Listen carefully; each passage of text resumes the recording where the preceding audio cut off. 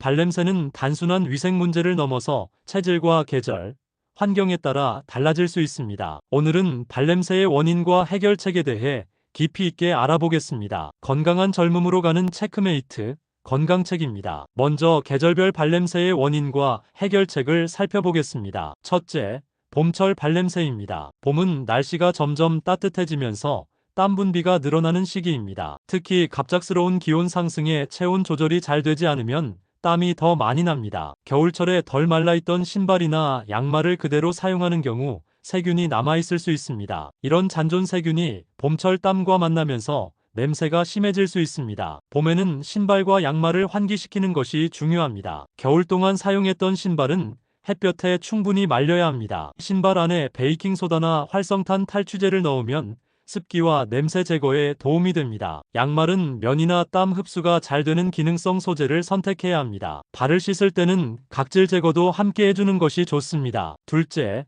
여름철 발냄새입니다. 여름은 고온다습한 환경으로 인해 땀 분비가 가장 활발한 계절입니다. 발에는 에크린 땀샘이 집중적으로 분포해 있어 하루 200ml 이상의 땀이 배출될 수 있습니다. 이 땀은 피부의 각질층과 만나 세균의 먹이가 됩니다. 특히 프로피오니박테리움과 황색 포도상구균 같은 균이 냄새 물질을 생성합니다. 이 과정에서 암모니아, 이소발레르산 같은 악취 성분이 만들어집니다. 여름에는 매일 발을 1, 2회 이상 씻어주는 것이 좋습니다. 비누보다는 항균 작용이 있는 바디워시나 전용 풋워시를 사용하는 것이 효과적입니다. 발을 씻은 후 완전히 말리지 않으면 오히려 곰팡이가 자랄 수 있습니다. 발가락 사이까지 잘 말리는 것이 중요합니다. 땀이 많을 경우 알루미늄 성분이 들어간 풋 스프레이나 데오드란트를 사용할 수 있습니다. 같은 신발을 이틀 연속 신지 않는 것도 좋은 방법입니다. 셋째, 가을철 발냄새입니다. 가을은 기온이 낮아지며 땀이 줄어드는 시기이지만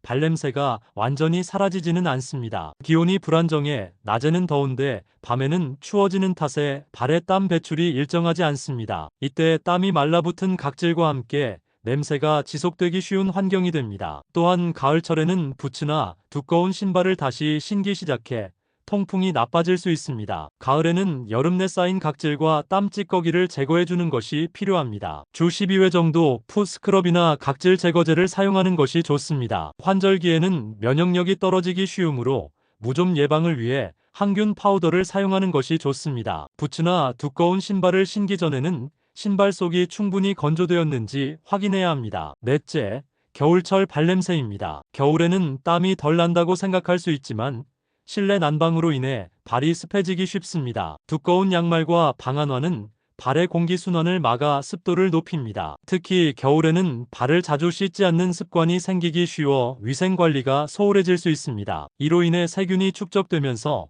계절과 관계없이 발냄새가 발생할 수 있습니다. 겨울에는 난방으로 인해 생기는 땀을 무시하면 안 됩니다. 양말은 매일 갈아 신는 것이 중요하며 너무 두꺼운 양말은 피하는 것이 좋습니다. 실내에서도 슬리퍼나 통풍이 되는 실내화를 신어주는 것이 좋습니다. 또한 주기적으로 발을 따뜻한 물에 10분 정도 조격하며 혈액순환을 도와주면 피부 상태도 개선됩니다. 다음은 체질별 발냄새의 원인과 해결책을 알아보겠습니다. 첫째, 땀이 많은 다한증 체질. 다한증은 신경계의 자율신경 기능 이상으로 땀이 과도하게 분비되는 증상입니다. 이런 분들은 사계절 내내 발에 땀이 많아 세균 번식이 활발하게 일어납니다. 특히 손과 발에 국소적으로 발생하는 경우가 많아 발냄새 고민이 큽니다. 다한증이 있는 경우 병원에서 알루미늄 클로라이드 제제를 처방받을 수 있습니다. 보툴리눔 톡신 시술도 발안을 줄이는 데 도움이 됩니다. 자연요법으로는 녹차 족욕이 땀 억제에 효과적이라는 연구도 있습니다. 매일 같은 신발을 신지 않고 통풍이 잘 되는 신발을 준비해 두는 것이 좋습니다. 둘째,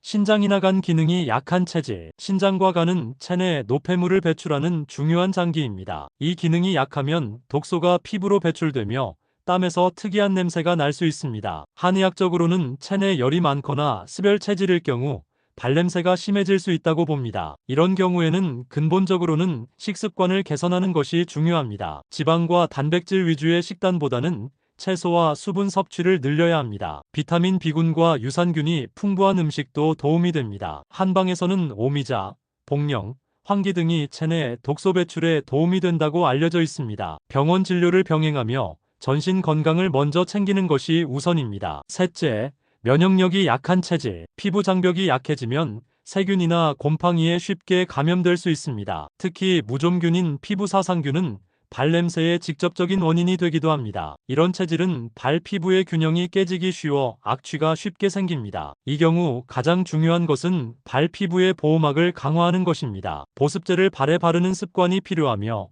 무좀 치료도 병행해야 합니다. 발톱 주변까지 꼼꼼히 청결히 관리하고 감염이 의심되면 즉시 피부과를 방문해야 합니다. 항균 기능이 있는 크림이나 풋 파우더를 꾸준히 사용하는 것이 좋습니다. 넷째, 지속적인 스트레스를 받는 체질. 스트레스를 받으면 교감신경이 활성화되며 땀이 증가합니다. 또한 스트레스 호르몬인 코르티솔이 면역 기능을 떨어뜨려 세균이 쉽게 증식합니다. 심리적인 긴장이 지속될 경우 발냄새가 심해지는 사례도 많습니다. 스트레스로 인한 발냄새는 근본적으로는 자율신경 조절이 필요합니다. 규칙적인 수면, 운동, 명상은 땀 분비를 줄이고 면역을 강화합니다. 발냄새가 날수록 긴장하게 되고 긴장할수록 땀이 나기 때문에 이 악순환을 끊어야 합니다. 마그네슘과 비타민 B 복합군이 스트레스 완화에 도움을 줄 수 있습니다. 이처럼 발냄새는 단순한 더러움의 문제가 아닙니다. 계절의 변화, 체질, 건강 상태까지 모두 복합적으로 작용합니다. 따라서